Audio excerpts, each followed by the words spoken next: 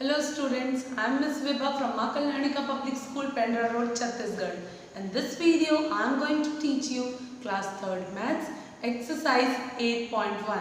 So students, this is the starting of the chapter. So let me explain you what the chapter says. So the chapter name is fraction.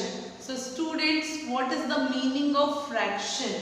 Okay, so see students, here I am making a pizza which many of you like but not all of you. So this is a pizza, a complete big size pizza, and now students I am cutting it into two equal pieces. So this pizza I am cutting into two equal pieces. So this complete pizza students, so this complete a full size is called the whole part. Okay, complete part is called the whole part. And if I am telling that you and me are sharing this pizza with each other, and half part means this part I am eating and this part you are eating, means what is the meaning of this part and that part? So see students, here this is called the half part. In general we are knowing that this is called the half part. So that half part means the half portion itself is called the fraction of the complete pizza. Means see students, this part is called half, 1/2, and this again this part is also the half of this complete pizza. So 1/2, 1/2 means half part.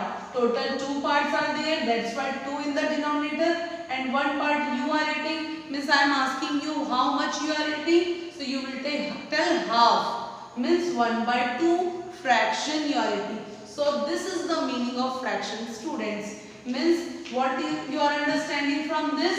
That a complete portion is there, and from that if we are dividing the complete pizza into equal parts, it may be 2 parts, it may be 3 parts, it may be 4 parts. So that all parts are separately called the fractions, and the complete part is called the whole. So see students, if I am drawing a circle and I am just drawing a line here, means this is divided into 2 parts. So this one part and this second part are called separately, they are called the fractions. So this is the half part. So in the same way, if I am drawing another circle and I am just dividing it into 3 equal pieces, so this will be 1/3, 1/3 and 1/3 fraction. Why? Because this is a whole one part, and out of this one whole complete portion we are cutting into 3. So divided by 3 means in denominator we will write 3 and in numerator we will write 1. So now I think you may not be understanding what is numerator and what is denominator. So students, for writing a fraction, so most important thing is in a fraction two numbers are there. First number and second number. So we are writing the two numbers and between this we are making a line. So this number which is written above the line is called numerator. What it is called? Numerator. And the number which is written below this line is called the denominator. What it is called? Denominator. So students, any number may be there, maybe this will be smaller than this, maybe this will be smaller than this, but in fraction if you are telling that fraction means two numbers will be there, numerator and denominator. So students, different types of fractions are there that we will study further in this chapter. So now I hope you have understood what we have to write in a fraction. So once again I am telling, a fraction is there, a complete portion is there. So we will see whether how many parts are there in that complete shape. So for example, we are talking about a shape. So total it is divided into how many parts? For example, it is divided into 4 parts, and we are talking about 1. So we will write 1/4. So we can draw here like this. For example, this is a circle. This is complete one part, okay, one shape. And now if I am telling how many portions are there, fractions are there, 1, 2, 3, 4. That's why in denominator we have written 4. And if I am talking about this single portion of this circle, means this is one part out of 4. 1 by 4 or one part out of 4. So this will be called as the fraction 1/4. And if I am talking how many fractions are there, how much fractions are there which are not shaded. This is the shaded part. So shaded part you will say 1 by 4. You will not leave this one. You will count first all 1, 2, 3, 4. You will write in denominator and above shaded part. So only one part. And if I am talking about how many parts are not shaded. So 1, 2, 3, 4. First you will write above 4. Okay, denominator 4. Then how many are not shaded? 1, 2, 3. So 3 parts are not shaded. So see students, 1 by 4 part of this fraction of this circle is shaded portion, and 3 by 4 part, 3 by 4 fraction is unshaded. So now students, we are moving to question number 1 of exercise 8.1. So see students, question is color the shapes that are divided into equal parts. So what fraction says, as I told you, chapter number 8 is fraction. So what fraction says that it must be divided into equal parts. Then we can say that is the fraction. So see students, we have to check one by one. Different shapes are there. 8 shapes are there and they are divided by some lines. Okay, means some line segments which are dividing the shape. So we have to check whether that line segments are dividing that shapes into equal part or not. And if they are dividing them into equal parts, so we will just what we will do, we will color that particular shape by using different color or by using one color only you can also do. So you can see your book 8.1. So see students, first shape is a triangle. So you can see in your book students that one triangle is there and it is divided by this line segment, and it is dividing the line segment is dividing the shape into 2 parts, 1 and 2. But that 2 parts are equal. That's why it is given we can color the shapes that are divided into equal parts.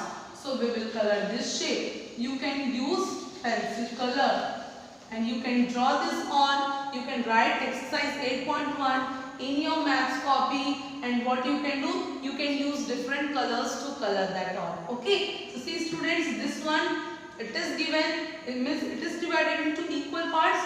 So we will color this. Now moving to second one. So second one square shape is there, but it is divided by these 2 line segments. But see students, here this is smaller, this is smaller, and this part is greater part. So all the 3 parts we are watching here, it is divided into 3 parts. But all that 3 parts are not equal. So we will not color. Okay, remember. Now moving to third one circle is there and it is divided by a line segment, but the line is not in the middle. It is in one side, in the left side. So see students, this portion is small and this portion is big. So students, as it is not dividing into equal parts, so this will not be colored. We will not color it. Moving to fourth, see students, this is a square and this square is divided by its diagonal. These are the line segments. 2 line segments are there that are called as diagonal. Okay, because it is joining the 2 corners, opposite corners of this shape. So see students, this one, this portion, and this portion.